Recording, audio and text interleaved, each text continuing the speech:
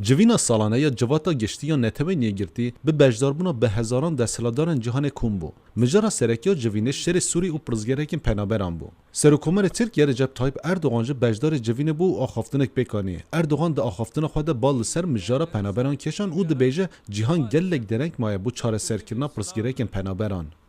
Bebeklerin, kadınların, لجه زاروگ جن و سیویلتین کشتن تو که از بیگناه نامینه.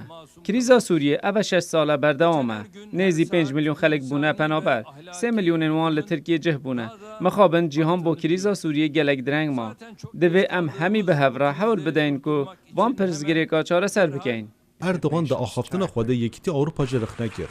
گوری پیمانان یکیتی آوروپا بو پرزگرک پنابران او بو جهکرنا وان لترکیه آلیکاری آورو بده ترکیه. اردوغان ده بیجه یکیتی آوروپا چه سوزه خو نانی نجه. او بو جهکرنا پنابران لترکیه جه تا آلیکاری ندانه وا. ne yazık ki Avrupa Birliği de verdi. مخابن یکیتی اروپا چه سوزن خو به جهن آنینه. تو آلیکاری وان نگهشتی ترکیه. پرانیا پنابرین سوریه لترکیه دمینن. ام ده چاره سریا پرزگیری که بتنه مانه. حتی نهامه 25 میلیارد دلار با پیوستین پنابرا خرج کرینه. ده همان ده مدرجه اردوغان ده آخافتنا خود بحث رخصتنا فتح گولن کر. اردوغان ده بیجه هبونا رخصتنا فتح گولن جبو همو جهان گفه که مازنه. Kendi güvenlikleri için جبو اولکاری خواه، جبو اولکاری ولات خواه از بانگی جهان دکم. دوی هنجی تدبیر خواه بسینن.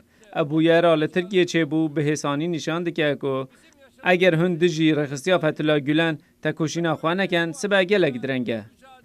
جوینا سالانه یا جواتا گشتی یا نتوین یگرت ل نیویورک برداومه. ده همان ده مدرجه شر ل سوریه با آوای که گران برداومه. دوی شر دریش و دجوار ده پرانی قربانیان سویلن.